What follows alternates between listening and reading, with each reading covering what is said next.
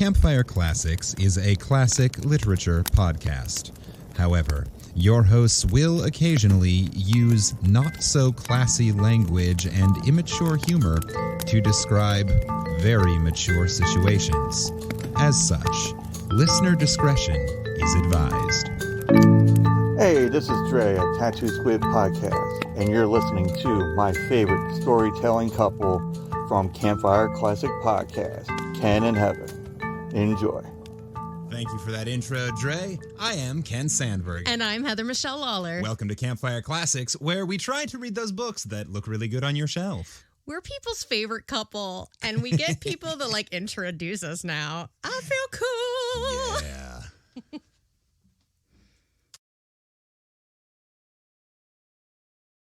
So, yes, folks, you heard right. We are now bringing in celebrity introductions.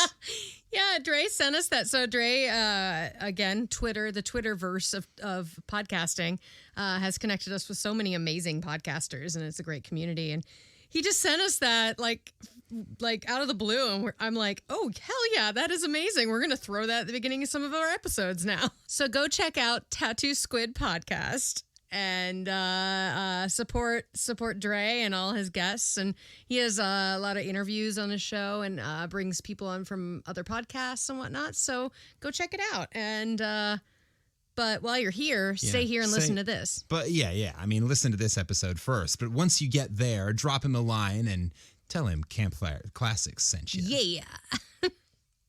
I'm so burpy. I'm so burpy. We just ate, and now I'm drinking a margarita, which is not my normal recording drink. And I think between the sugar and the cheese that we had before dinner and everything, I'm just kind of burpity burp, burp, burp. So this is either going to be a really fun show or a really weird show because it is fueled by sugar and tequila. Da-da-da-da-da-da-da. Woo! Tequila. This is also, at least timeline-wise, this is the last episode we're recording, quote-unquote, together that's going to come out. You'll have just gotten to West Virginia when this comes out. This is a confusing one timeline-wise because we are recording this on the day that last week's episode came out.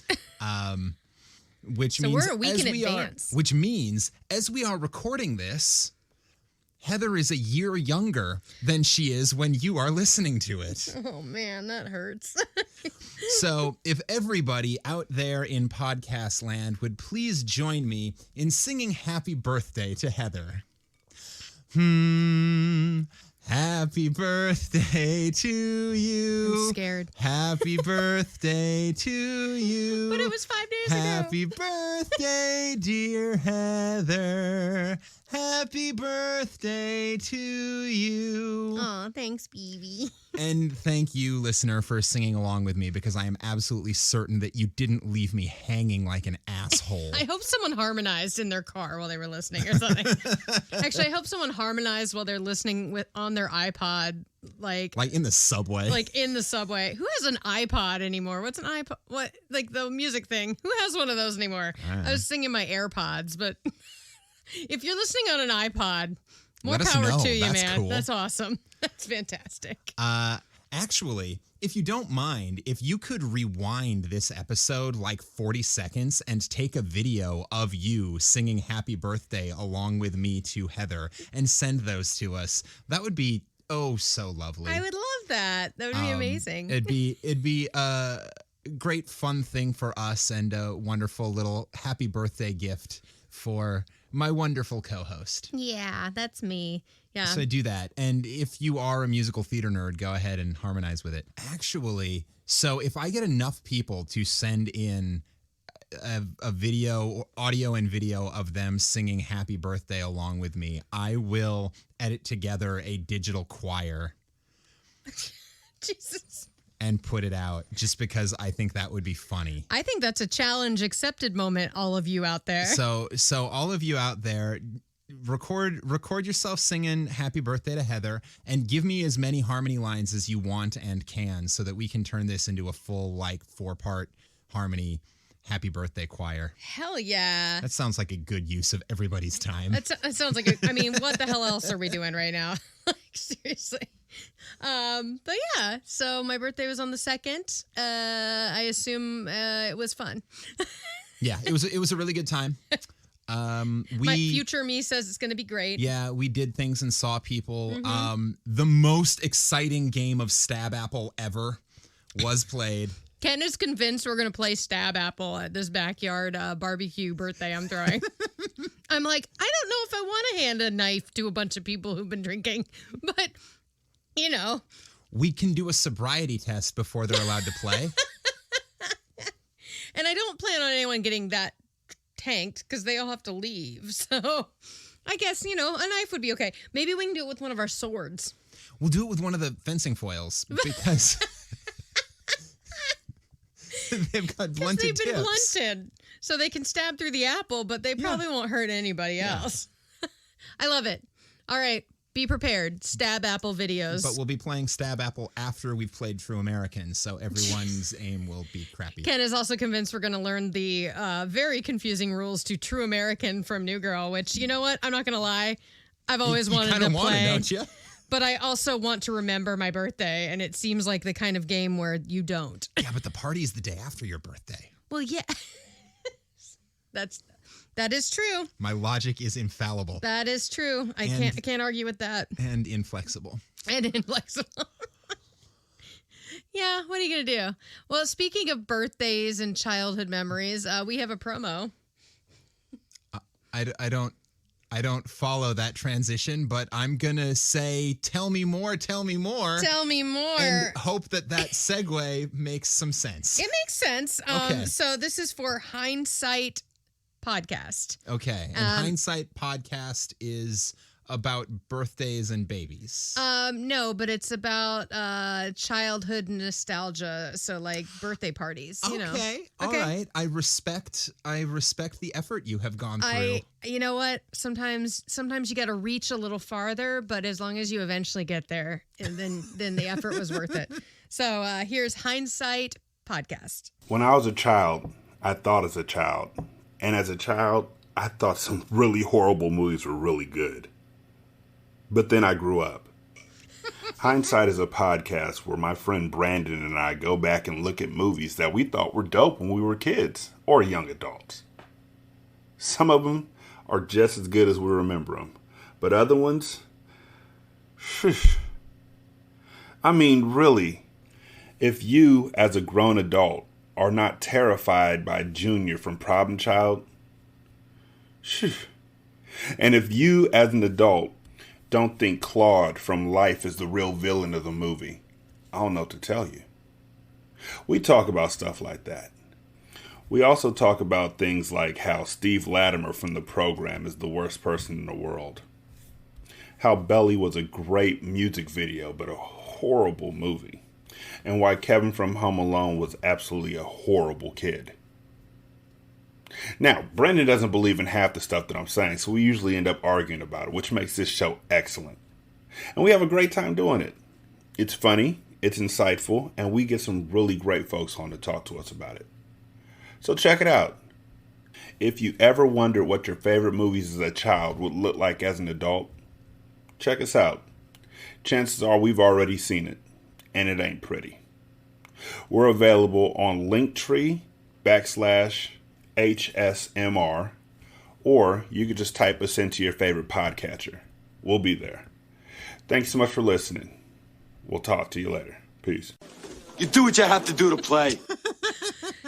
So, I am going to guarantee they have already done it, but one of those movies that did that for me was The Neverending Story. Oh, God, it's so bad. It's so bad, y'all. It makes me sad. It's so terrible. Hey, Hindsight, if you haven't done Neverending Story yet, do it. And have one of us on, and or both of us. Please invite us to tag along because, oh, good Lord, do I have opinions. It broke. We watched it together. It broke my heart, like, because it was such a movie as we were kids. Like, that was the movie. But but then also, like, I would want to watch Return to Oz with them because that shit holds up and is horrifying. Is horrifying in the same and different ways now. So Derek and Brandon, go check those movies out if you haven't, and invite us along to listen. And go check out Hindsight Podcast as well if you like a little throwback nostalgia action in your life. If I could also recommend doing a marathon of the 1990s Teenage Mutant Ninja Turtles movies. Oh, yeah. Because 1 3/4 of those 3 movies really hold up. 1 3/4. I don't think I ever saw the third one, honestly. I know I saw the original because there was was it Vanilla Ice? Oh, yeah. Well, Yeah. that was the second one. That was the second one. Yeah. Okay. Now, I saw the first and the second for sure. Yeah. And yeah, there was So the second one had Vanilla Ice and Toka and Razor and the Super Shredder. Yeah. And Kino. Yes. Ernie Reese Jr. I believe you. The first one was Casey Jones and the whiny white kid. Yes. Okay. Yeah, it's been a while. That's one that if I watched it now, it'd probably all come back to me. But I have not watched those movies since I was a kid. And Raph screams "damn" like 3 times in the first one. Scandal. Which is why we got, so my class in 1st or 2nd grade or whatever grade I was in the year that movie came out on VHS. We got a pizza party and we were told we got to pick a movie that we wanted to watch with the pizza party, and we voted and selected Teenage Mutant Ninja Turtles. What else would you watch with a pizza party? Duh. Yeah. And the second time Raphael screamed "damn," the teacher turned it off and told us we didn't get to watch it anymore. Oh, that's fucking rude. Right? Are you serious? I am absolutely serious. That I was crossed the threshold? Furious. That crossed the threshold of PG? Okay. Yeah. I love that. Those movies hold up, though. Willow also holds up. Yes. Yeah. Like a rock star. Yeah. Masters of the Universe also technically holds up, but only by virtue of the fact that it was never any good. That's fair. I think Ken really wants to be on this other podcast. I do. Yeah, y'all, if you're looking for a guest host or co-host at any point, someone to slide in, if like one of you guys ends up having kids or needing to take a leave of absence or whatever, and you need someone to fill in, I am your guy. Ken does bring me Ken on does board. love the old 80s, 90s movies. He does. I want to play. You want to play? Yeah. All right, well, let's play it. Why don't we play at what we do? Is that fair? So Yeah. go check out Hindsight Podcast. Derek's a good friend of the podcast. Also, we've played his other show, Ratchet Podcast. Ratchet Book Club. Oh yeah. Which is If you so haven't listened to Ratchet Book Club, do that too. Wow, we've given 3 podcast recommendations in the space of about 8 minutes. We are the world. We are the children. We are the ones who'll make a better place. For you and me. Yeah. And all podcasters. So yeah, let's do what we do. So All right. So in case we don't do movie reviews. We don't do movie reviews. We talk about movies a lot. So if you are a first-time listener, and if we're doing our job right, every episode is somebody's first episode. What we do here is read stories to you. You might have picked that up from Dre's little intro for us. We do. We read stories. We read stories that are in public domain because we do not like getting sued by the estates of long dead authors. Nope. And we read these stories sight unseen. And this week, Heather has selected a story for me to try to read to you. So we'll see how that goes. But first, I think she has a little bit of education, a little bit of fun facting to do. Yeah, we like to read these stories, and we also like to give you educational perks so you can tell your friends that you learned something today. Because let me tell you, every time I do these fun facts things, I learned a lot, and then I feel much cooler at parties. Yeah, we are basically reading Rainbow. We are. Oh, LeVar Burton. I want LeVar Burton to listen to our podcast. Dear listener, if you know LeVar Burton. If you have any connection, even the most tenuous of connections to LeVar Burton, I will love you forever if you get an episode of this podcast into his hands. Oh my gosh. Into his ears. And also, I really hope they make him the host of Jeopardy. Anyway, moving on. We love LeVar Burton. Okay. So this week we have a interesting loophole situation again, like we've been running into. I love loopholes. I'm not quite sure what happened here. So I looked on like 20 websites. I could not find why it's necessarily in public domain, but it is. Okay, great. So let's find out who it is. And it might be someone a lot of you recognize. Speaking of nostalgia, this week we are doing Roald Dahl or Roald Dahl. All right.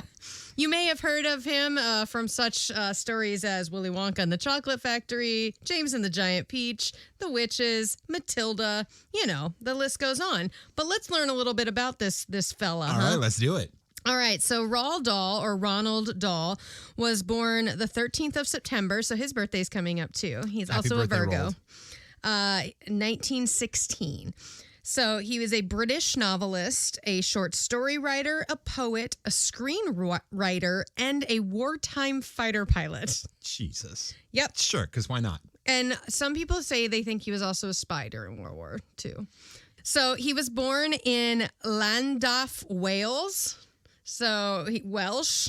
Great. How many silent consonants are in that word? I don't know. There's at least one silent L because there's two L's in a row.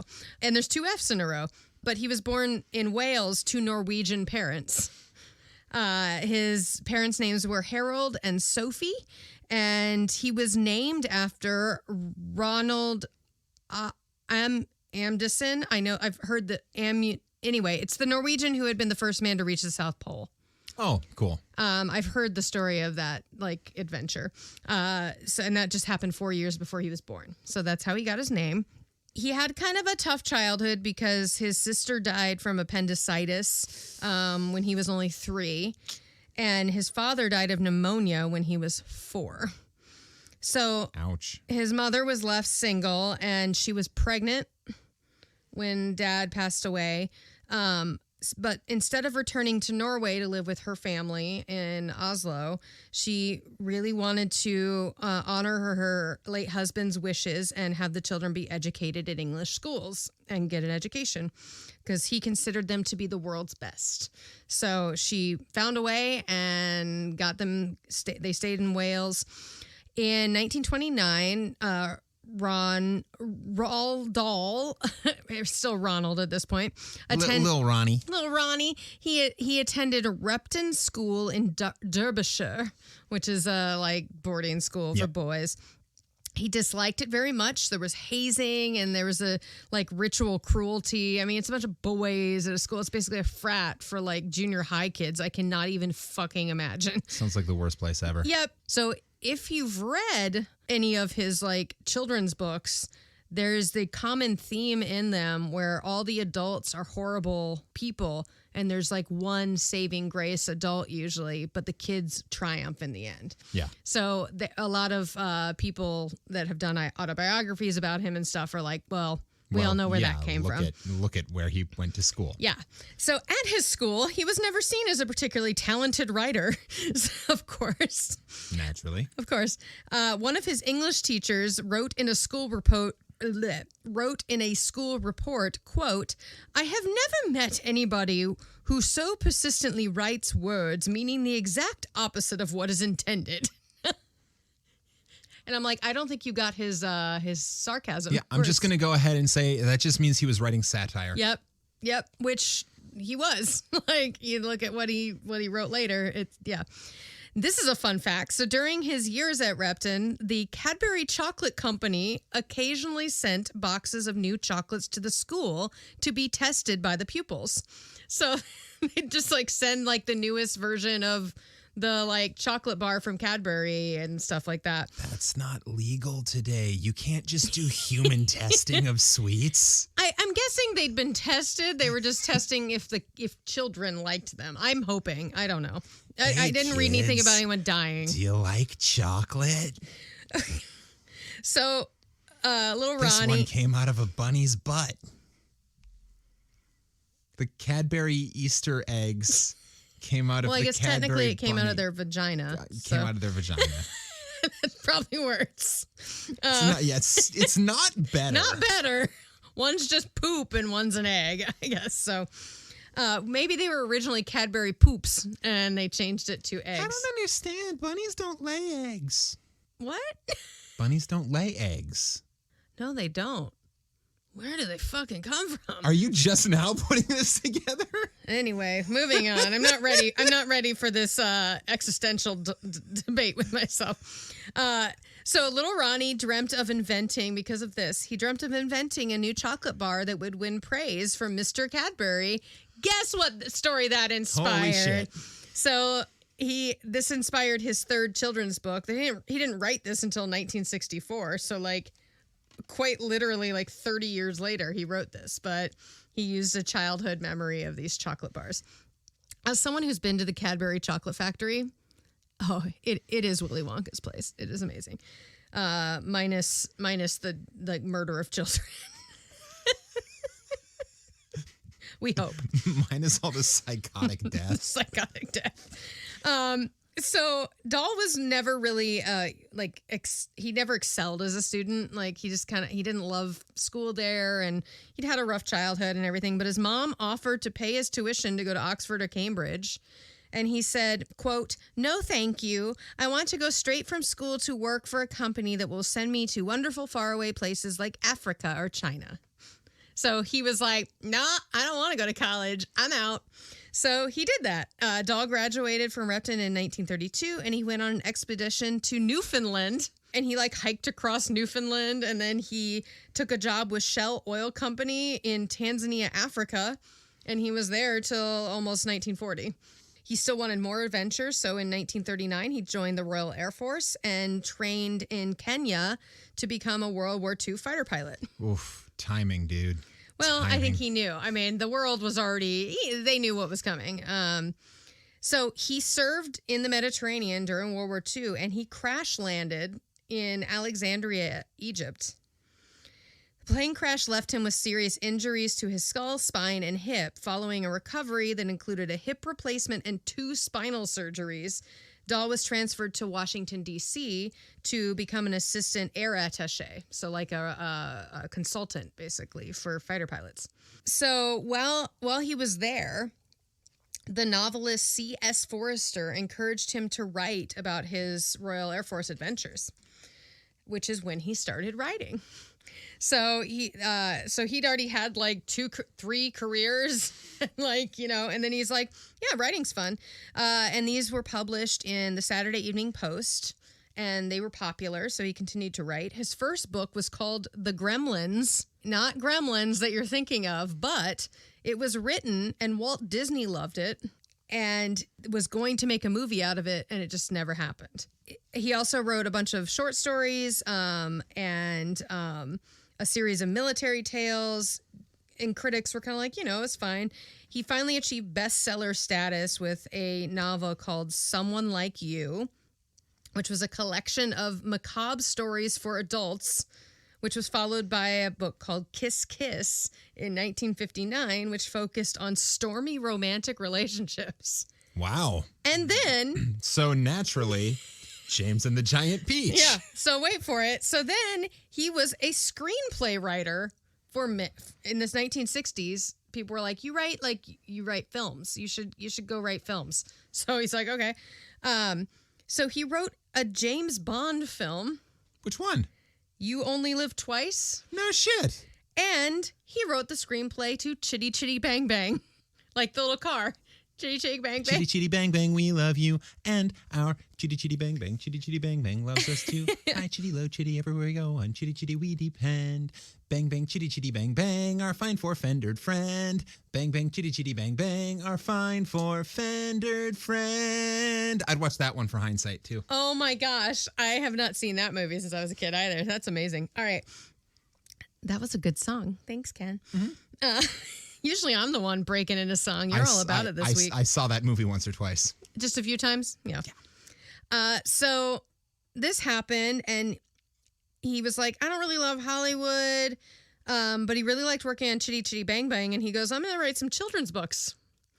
So he did, and here we are. So unlike a lot of the other books, these were aimed at young audiences.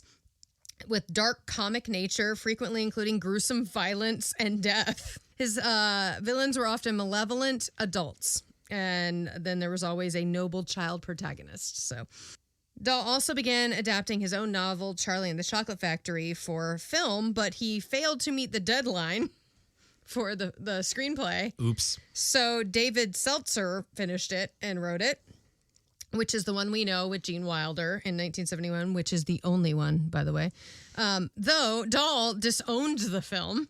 Yeah, well, because they made significant changes, including changing the name to Willy Wonka and the Chocolate Factory because they wanted Wonka's name in there to help sell candy bars. Yep. So he said it placed too much emphasis on Willy Wonka and not enough on Charlie. Yeah. Because the story is about the kid, not about Willy Wonka. Although, in fairness, if you cast Gene Wilder, the movie is about him. Yeah, because Gene Wilder is just amazing. Is. In 1961, Dahl hosted and wrote for a science fiction and horror television anthology called Way Out. So it was a Twilight Zone style show, but it was for CBS and had 14 episodes from March to July in 1961. He also wrote for the satirical BBC comedy program That Was the Week That Was, which was hosted by David Frost. Oh. He wrote that. Cool. I know. I grew up watching that. Yeah. I actually know what that show was. Yep. Other TV credits include 6 of his stories, which are turned into episodes of award-winning U.S. series Alfred Hitchcock Presents. So children's stories and terror. Like, that's what he did. Dahl also created and wrote for Tales of the Unexpected, which ran for several years between 1979 and 1988 in the UK. So we all know Roald Dahl. I mean, if you are a person of a certain age and you are aware of literature, you know who this is. He ended up passing away on November 23rd, 1990 from a rare blood cancer. And his legacy lives on. I mean, he has foundations and all these amazing movies that are still being made, a musical, many musicals, actually. So this week, you will be reading the loopholed public domain short story called Lamb to the Slaughter. Oh, that sounds chipper. All right. So Lamb to the Slaughter is a 1953 short story. It was initially rejected along with 4 other stories by The New Yorker, but published in Harper's Magazine. And it was adapted for an episode of Alfred Hitchcock Presents. All right. Well, let's get this happy-go-lucky, sparkly little fire going. Sparkle!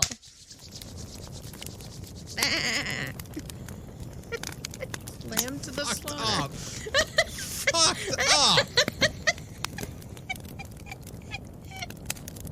Lamb to the Slaughter by Roald Dahl. What's a lamb? I'm you love lamb? I'm just pronouncing all the letters. You love lamb? I love lamb. I love lamb.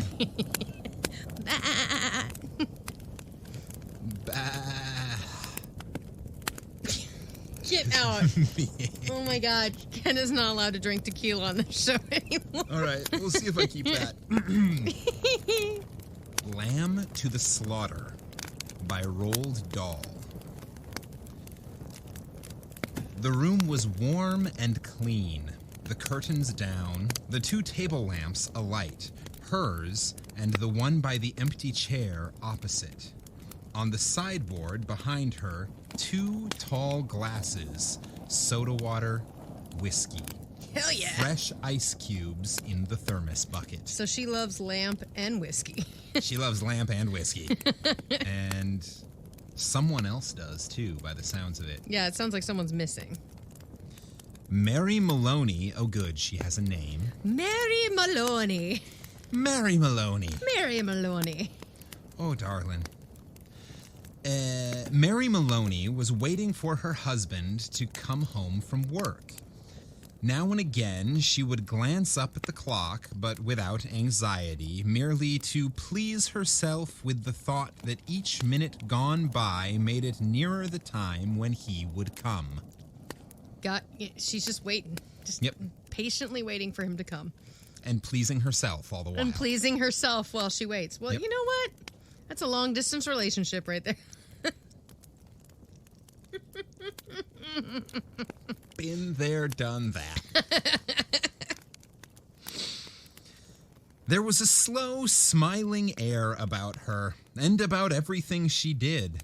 The drop of a head as she bent over her sewing was curiously tranquil.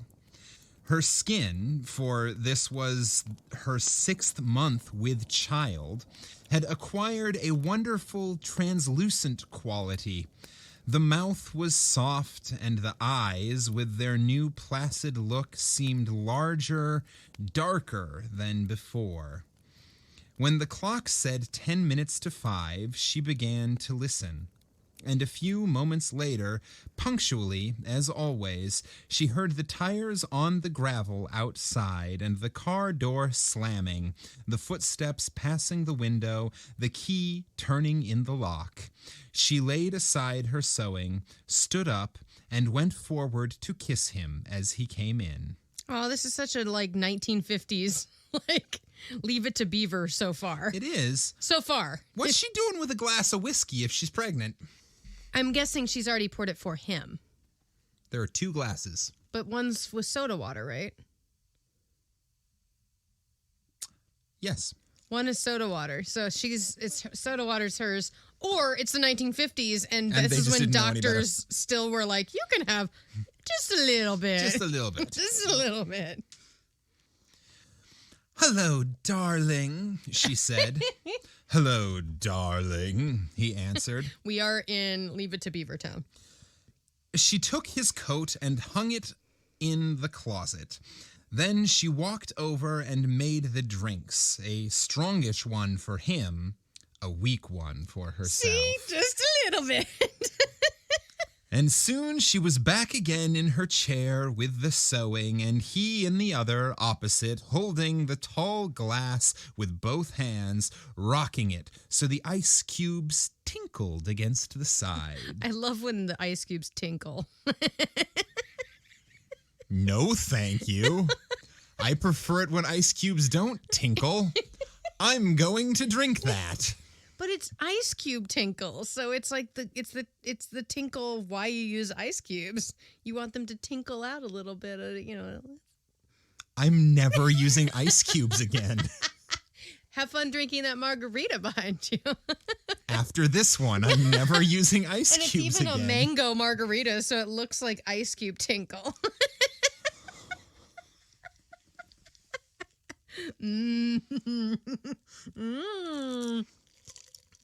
Tinkling. How's that tinkle taste? Tinkle tastes real good. I hope that gets used out of context when I run for office in the future.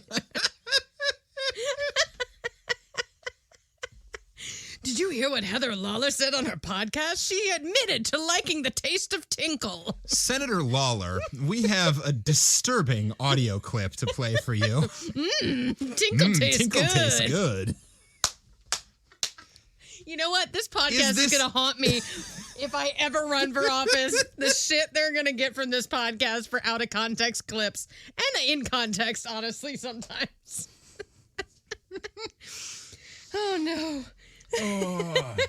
My political dreams have been ruined. But this tinkle does taste real good.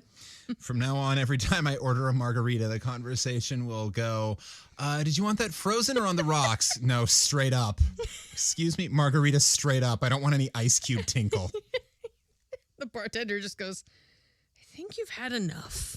Just sends me a glass of margarita mix.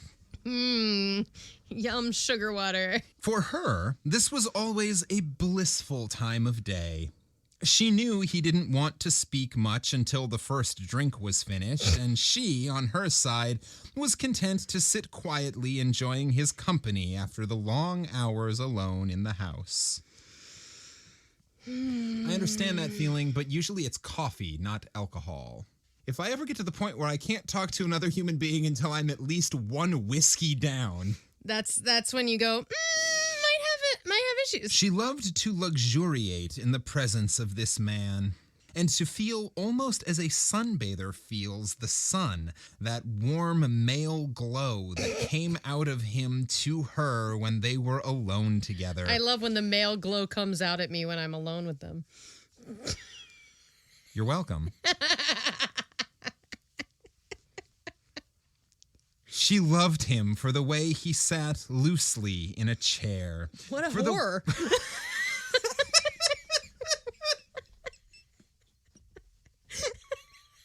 How do you sit loosely in a chair? He just got like the big old man spread on. He's got his hand down his pants like not Paul Bundy, Al Bundy style. I just mixed Al Bundy and Paul Bunyan. Sits with he's all man spread and he's hung like Paul Bunyan. There it is. That's what it is. That's what it is. But he's got his hand down his pants, so he's sitting loosely. Oh, fuck. We are not going to make it through this story. Okay, I'm going to stop interrupting. There's just too much good stuff. She loved it. Well, yeah, he's hung like Paul Bunyan. He's That's hung all like the good Paul stuff. Bunyan, and he liked tinkle water, and she basks in the glow of his coming home. Which is what a wife should do. Oh, no. She loved him for the way he sat loosely in a chair, for the way he came in a door or moved slowly across the room with long strides. She loved the intent, far look in his eyes when they rested on her, the funny shape of the mouth, and especially the way he remained silent about his tiredness, sitting still with himself until the whiskey had taken some of it away. Tired, darling? Yes, he said, I'm tired. And as he spoke, he did an unusual thing. He lifted his glass and drained it in one swallow, although there was still half of it, at least half of it, left. She wasn't really watching him, but she knew what he had done because she heard the ice cubes falling back against the bottom of the empty glass when he lowered his arm. He paused a moment, leaning forward in the chair. Then he got up and went slowly over to fetch himself another. Oh, no. I'll get it, she cried, jumping up. Sit down, he said. Okay, not a fan of this guy so far. When he came back, she noticed that the new drink was dark amber with the quantity of whiskey in it. Darling, shall I get your slippers? No. She watched him as he began to sip the dark yellow drink, and she could see the little oily swirls in the liquid because it was so strong. Oh, damn. I think it's a shame, she said, that when a policeman gets to be as senior as you, they keep him walking about on his feet all day long. So he's a cop. Okay. Yep. So he does have a rough job, probably.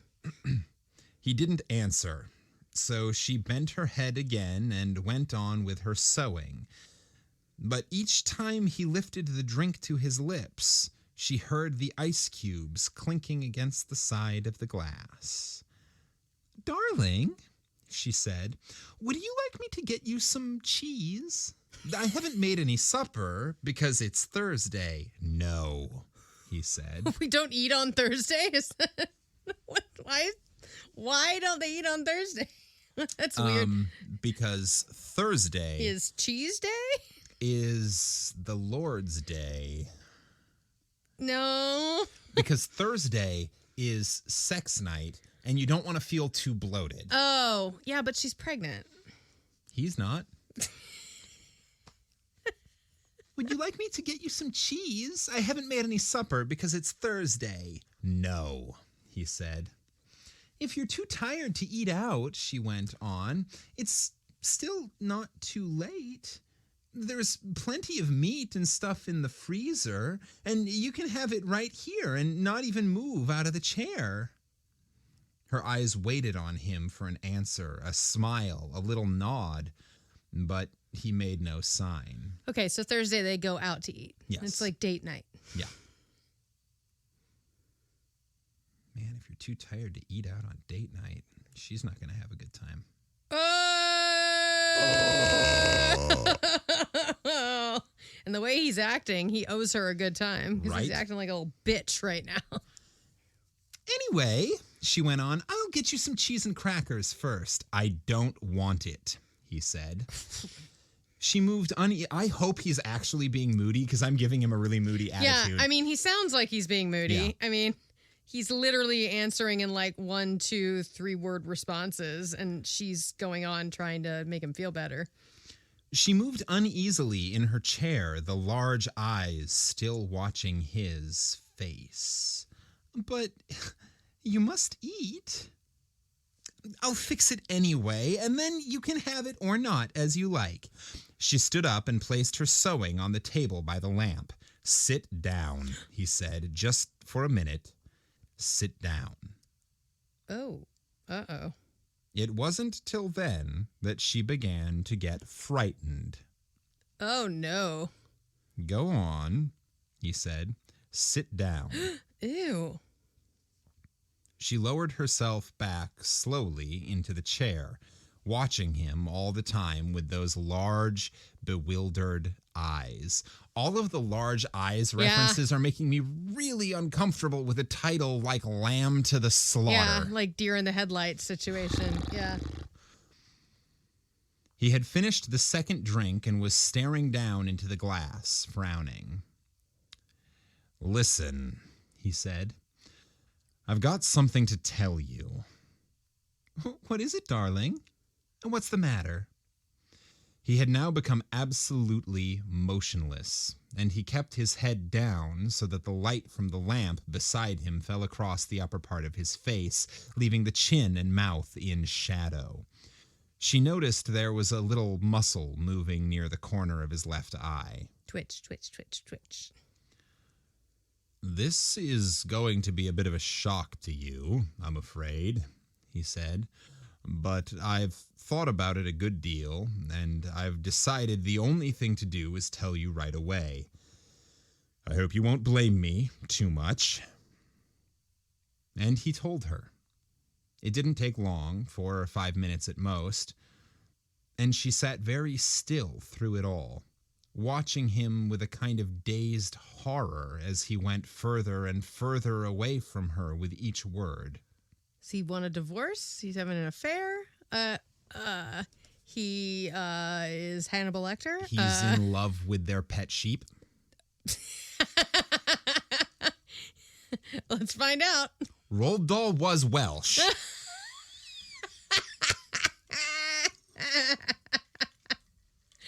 There are more sheep in Wales than people. Our English listeners will think that joke was very funny. Yeah. The Welsh listeners will be offended and then laugh. The American listeners. So Wales is this little corner. It's this little tiny little like nipple of England. Have you ever seen a sheep nipple? Well, that's what Wales is. So there it is, he added. And I know it's kind of a bad time to be telling you, but there simply wasn't any other way. Maybe he's gay. Of course, I'll give you money and see you're looked after, but there needn't really be any fuss. I hope not, anyway. It wouldn't be very good for my job. Oh. Her first instinct was not to believe any of it, to reject it all. It occurred to her that perhaps he hadn't even spoken, that she herself had imagined the whole thing. Maybe if she went about her business and acted as though she hadn't been listening, then later, when she sort of woke up again, she might find none of it had ever happened. That usually works for me, yeah. I'll get the supper, she managed to whisper, and this time he didn't stop her. When she walked across the room, she couldn't feel her feet touching the floor. She couldn't feel anything at all except a slight nausea and a desire to vomit. Everything was automatic now. Down the steps to the cellar, the light switch, the deep freeze, the hand inside the cabinet taking hold of the first object it met. She shifted it out and looked at it. It was wrapped in paper, so she took off the paper and looked at it again. A leg of lamb. Oh. All right, then. They would have lamb for supper. She carried it upstairs, holding the thin bone end of it with both of her hands. And as she went through the living room, she saw him standing over by the window with his back to her, and she stopped. "Oh, for God's sake," he said, hearing her but not turning round. "Don't make supper for me. I'm going out." At that point, Mary Maloney simply walked up behind him, and without any pause, she swung the big frozen leg of lamb high in the air and brought it down as hard as she could on the back of his head. Oh, shit! She might as well have hit him with a steel club. Holy shit, she just pulled a cell block tango on that bitch. He had it coming. Bum, bum. He had it coming. Bum, bum. He told me he was leaving, so I went down to the freezer in the basement. I came up with a leg of lamb. And the next thing I remember, I was eating the leg of lamb, and he was dead on the floor. She stepped back a pace, waiting. And the funny thing was that he remained standing there for at least 4 or 5 seconds, gently swaying. Then he crashed to the carpet. Ooh. The violence of the crash, the noise, the small table overturning, helped bring her out of her shock. She came out slowly, feeling cold and surprised, and she stood for a while blinking at the body still holding the ridiculous piece of meat tight with both hands. "All right," she told herself. "So I've killed him." Oh, shit. Holy shit. She did. She cell block tangoed him. It was extraordinary now how clear her mind became all of a sudden. She began thinking very fast. As the wife of a detective, she knew quite well what the penalty would be. That was fine. It made no difference to her. In fact, it would be a relief. On the other hand, what about the child? What were the laws about murderers with unborn children? Me and my baby and me. This is Roxy Hart. This is actually the story that Chicago was based on. Of course. Did they kill then both mother and child? Or did they wait until the 10th month? What did they do? Mary Maloney didn't know. And she certainly wasn't prepared to take a chance.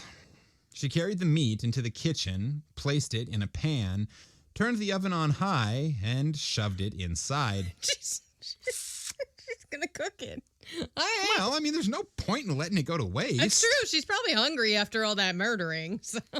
Then she washed her hands and ran upstairs to the bedroom. She sat down before the mirror, tidied her hair, touched up her lips and face. She tried a smile. It came out rather peculiar. She tried again. "Hello, Sam," she said brightly, aloud. The voice sounded peculiar, too. "I want some potatoes, please, Sam." "Yes, and I think a can of peas." That was better.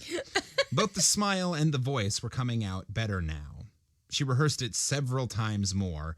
Then she ran downstairs, took her coat, went out the back door, down the garden, into the street. It wasn't 6 o'clock yet, and the lights were still on in the grocery store. "Hello, Sam," she said brightly, smiling at the man behind the counter. "Why, good evening, Mrs. Maloney. How are you?" "I want some potatoes, please, Sam. Yes, and I think a can of peas." The man turned and reached up behind him on the shelf for the peas.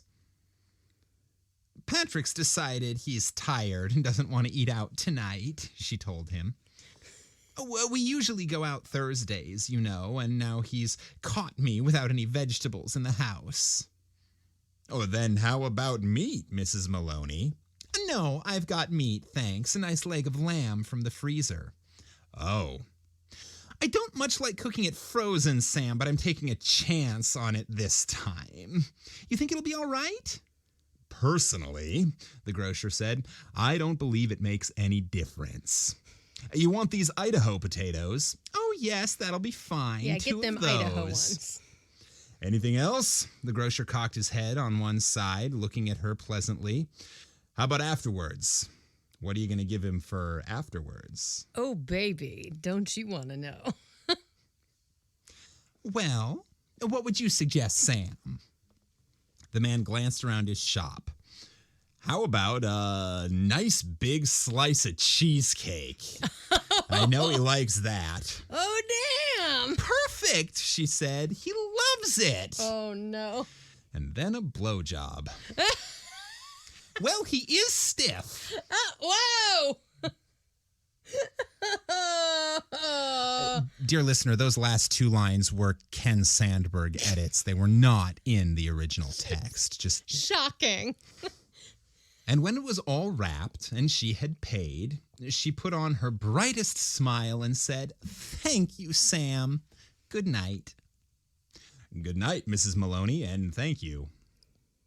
And now, she told herself as she hurried back, all she was doing now, she was returning home to her husband, and he was waiting for his supper, and she must cook it good and make it as tasty as possible because the poor man was tired. And if when she entered the house she happened to find anything unusual or tragic or terrible, then naturally it would be a shock and she'd become frantic with grief and horror. Mind you, she wasn't expecting to find anything. She was just going to go home with the vegetables. Mrs. Patrick Maloney going home with the vegetables on Thursday evening to cook supper for her husband. Damn, this bitch just put together a full alibi and was like, yeah, not for nothing, but she's handling this really well. She is. That's the way, she told herself. Do everything right and natural. I mean, she's the wife of a detective. Absolutely natural, and there'll be no need for any acting at all. Therefore, when she entered the kitchen by the back door, she was humming a little tune to herself and smiling. "Patrick," she called, "how are you, darling?" She put the parcel down on the table and went through into the living room. And when she saw him lying on the floor with his legs doubled up and one arm twisted back underneath his body, it really was rather a shock. All the old love and longing for him welled up inside her, and she ran over to him, knelt down beside him, and began to cry her heart out. It was easy. No acting was necessary. Oh, shit. A few minutes later, she got up and went to the phone. She knew the number of the police station, and when the man at the other end answered, she cried to him, "Quick! Come quick! Patrick's dead!" "Who's speaking?" "Mrs. Maloney! Mrs. Patrick Maloney!" "You mean Patrick Maloney's dead?" "I think so," she sobbed. "He's lying on the floor, and I think he's dead." "Be right over," the man said. Oh, my God. The car came very quickly, and when she opened the front door, 2 policemen walked in. She knew them both. She knew nearly all the men at that precinct, and she fell right into the chair, then went over to join the other one, who was called O'Malley, kneeling by the body. "Is he dead?" she cried. "I'm afraid he is. What happened?" Briefly, she told her story about going out to the grocer and coming back to find him on the floor. While she was talking, crying, and talking, Noonan discovered a small patch of congealed blood on the dead man's head. He showed it to O'Malley, who got up at once and hurried to the phone. Soon, other men began to come into the house. First a doctor, then 2 detectives, one of whom she knew by name. Later, a police photographer arrived and took pictures, and a man who knew about fingerprints. There was a great deal of whispering and muttering beside the corpse, and the detectives kept asking her a lot of questions, but they always treated her kindly. She told her story again, this time right from the beginning, when Patrick had come in and she was sewing and he was tired, so tired he hadn't wanted to go out for supper. She told how she'd put the meat in the oven, it's there now, cooking, and how she'd slipped out to the grocer for vegetables and come back to find him on the floor. "Which grocer?" one of the detectives asked. I like that guy.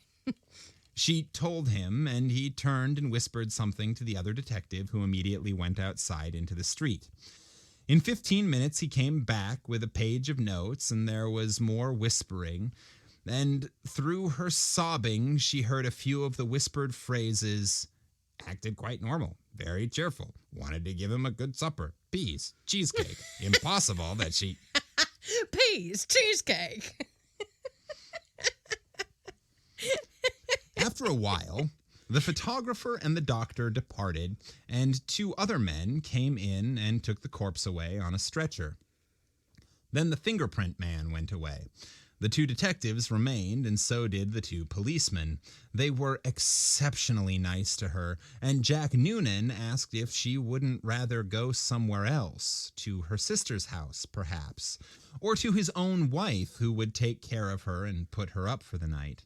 No, she said, she didn't feel she could move even a yard at the moment. Would they mind awfully if she stayed just where she was until she felt better? She didn't feel too good at the moment. She really didn't. "Then hadn't she better lie down on the bed?" Jack Noonan asked. "No," she said. She'd like to stay right where she was in this chair. A little later, perhaps, when she felt better, she would move. So they left her there, while they went about their business, searching the house. Occasionally, one of the detectives asked her another question. Sometimes Jack Noonan spoke to her gently as he passed by. Her husband, he told her, had been killed by a blow to the back of the head, administered with a heavy, blunt instrument, almost certainly a large piece of metal. Oh, no! Shocking! They were looking for the weapon. The murderer may have taken it with him, but on the other hand, he may have thrown it away or hidden it somewhere on the premises. Lamb, anybody? "It's an old story," he said. "Get the weapon, and you've got the man." Later, one of the detectives came up and sat beside her. Did she know, he asked, of anything in the house that could have been used as a weapon? Would she mind having a look around to see if anything was missing? A very big spanner, for example, or a heavy metal vase. Heavy metal vase. They didn't have any heavy metal vases, she said, or a big spanner. She didn't think they had a big spanner, but there might be some things like that in the garage. I believe a spanner is a wrench, but you can look it up if you want. I don't want to. What's a big spanner? Spanner wrench. Yep. Yeah, it's one of those like big ass. Like a pipe wrench? Like a big ass wrench. Yeah. Yeah. The search went on. She knew that there were other policemen in the garden all around the house. She could hear their footsteps on the gravel outside, and sometimes she saw a flash of a torch through a chink in the curtains. It began to get late. Nearly 9, she noticed by the clock on the mantel. The 4 men searching the rooms seemed to be growing weary, a trifle exasperated. "Jack," she said the next time Sergeant Noonan went by, "would you mind giving me a drink?" "Sure, I'll give you a drink. You mean this whiskey?" "Yes, please, but just a small one. It might make me feel better." And I'm 6 months pregnant. He handed her the glass. "Why don't you have one yourself?" she said. "You must be awfully tired. Please do. You've been very good to me." "Well," he answered, "it's not strictly allowed, but I might take just a drop to keep me going." Oh, damn! One by one, the others came in and were persuaded to take a little nip of whiskey. They stood around rather awkwardly with the drinks in their hands, uncomfortable in her presence, trying to say consoling things to her. Sergeant Noonan wandered into the kitchen, came out quickly, and said, "Look, Mrs. Maloney, you know that oven of yours is still on and the meat is still inside." "Oh, dear me," she cried, "so it is." "I better turn it off for you, hadn't I?" "Will you do that, Jack? Thank you so much." When the sergeant returned the second time, she looked at him with her large, dark, tearful eyes. "Jack Noonan," she said. "Yes?" "Would you do me a small favor, you and these others?" "We can try, Mrs. Maloney." "Well," she said, "here you all are, and good friends of dear Patrick's too, and helping to catch the man who killed him. You must be terrible hungry by now, because it's long past your supper time, and I know Patrick would never forgive me, God bless his soul, if I allowed you to remain in his house without offering you decent hospitality. Why don't you eat up that lamb that's in the oven? It'll be cooked just right by now." This bitch is my hero.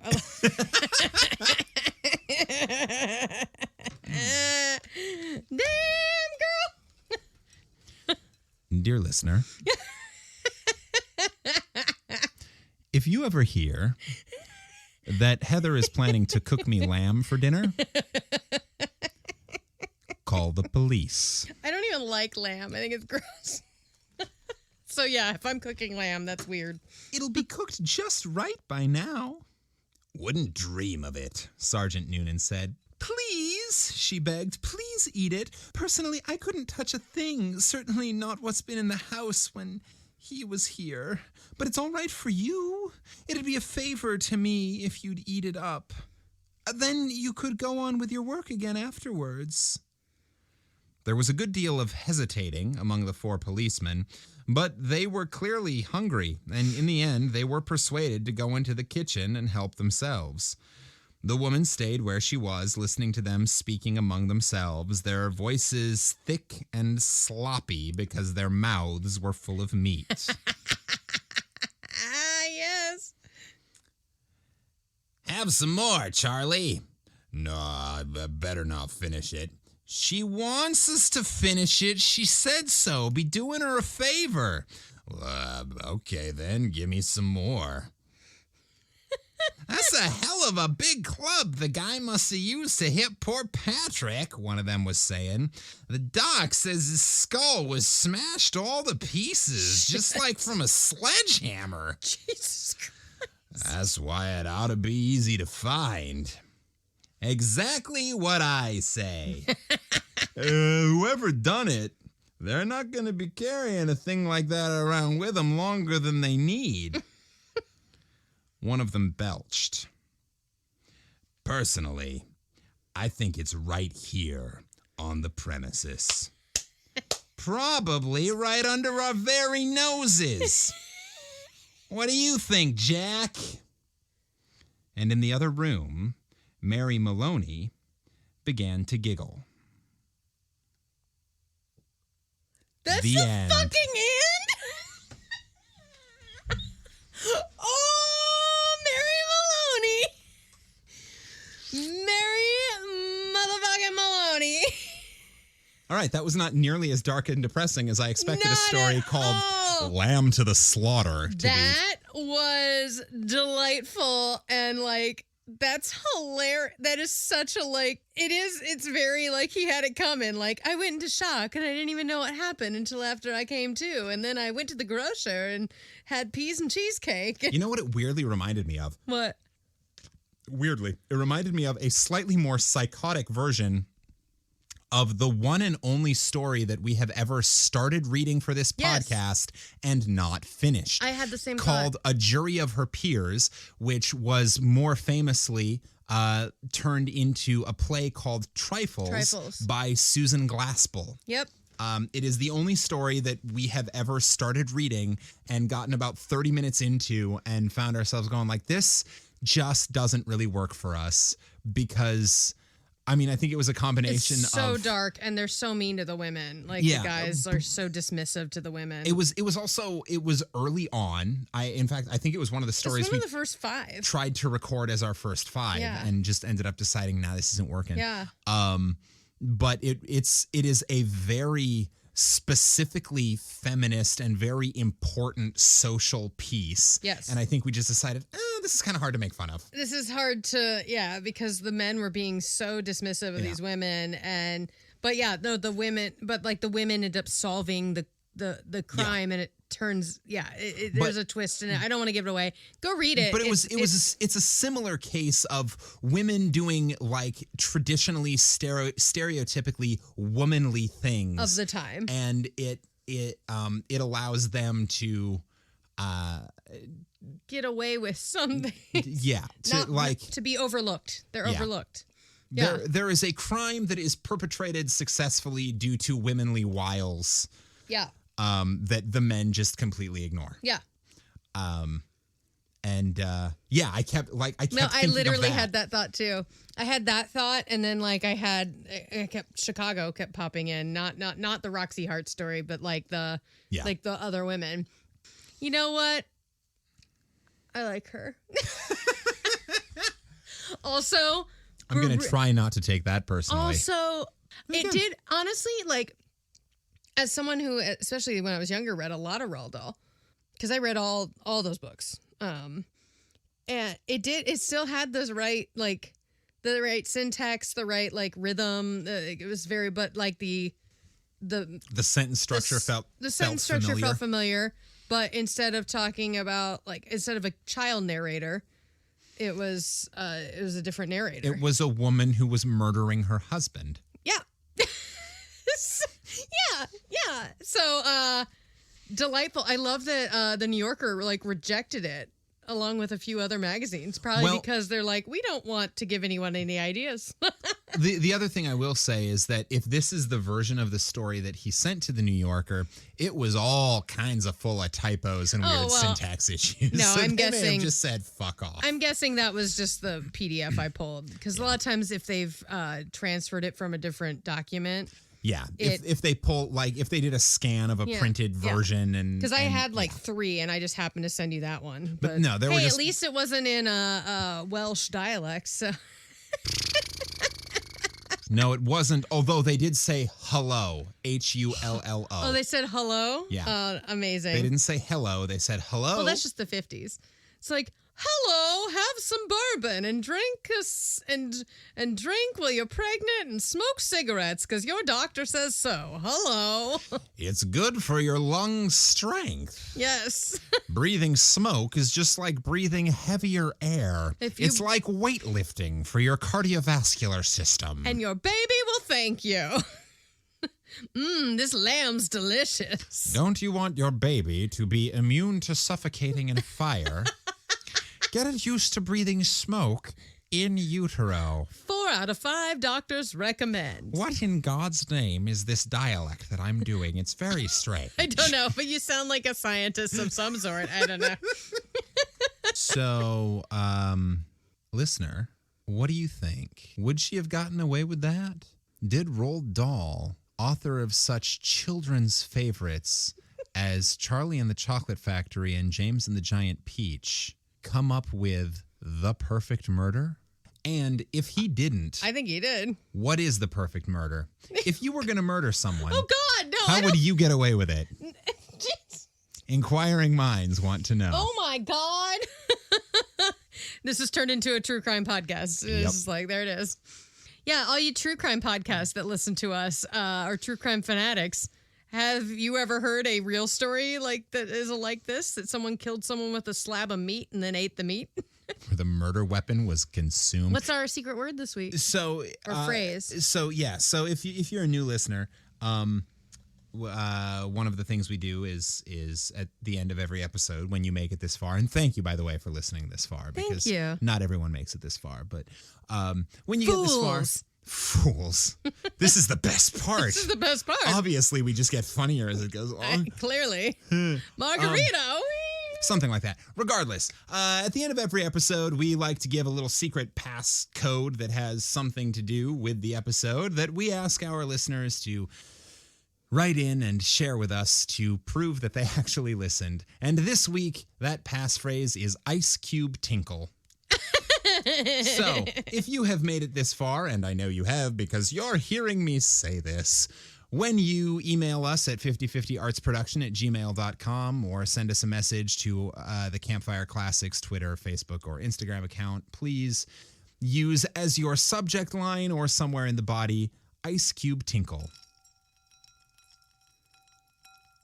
Because drinking urine is funny. Yummy. I hope you heard the beginning of this episode and not just that part. Once again, something that will keep Ken from being in political office. Out of context. Drinking urine is funny. I have nothing else to say. Ambassador Sandberg, we have a few questions about this sound clip. Also, why are you serving us lamb tonight, sir? Don't look under the couch. Damn! All right, so find us on the social medias. Tell 5 friends about this podcast if you liked it. Tell 5 friends if you didn't like it, and make them listen. Yeah. Go check out Dre at Tattoo Squid. Yep. And check out Derek at... And Brandon at Hindsight Podcast. Yeah, I was going to say go check out Derek at Ratchet Book Club. Yep. Or Derek and Brandon at Hindsight. Yep. Listening to movies. Yeah. And please tell them that I want to be one of their stand-in hosts. Yeah, and tell them Campfire Classics, their favorite couple, sent you. I think that's all I have. I think that's everything. Yeah. That was a fun, turned into a, like,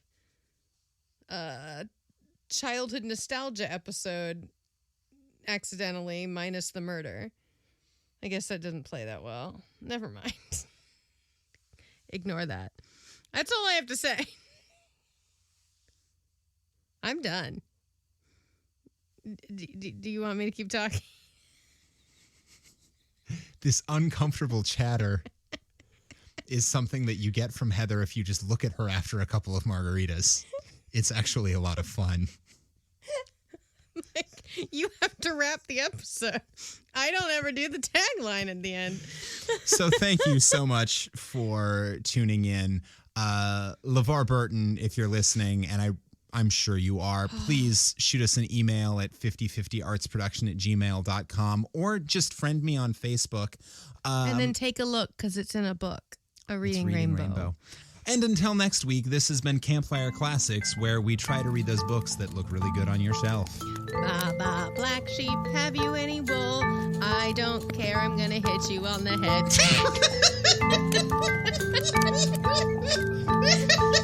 head.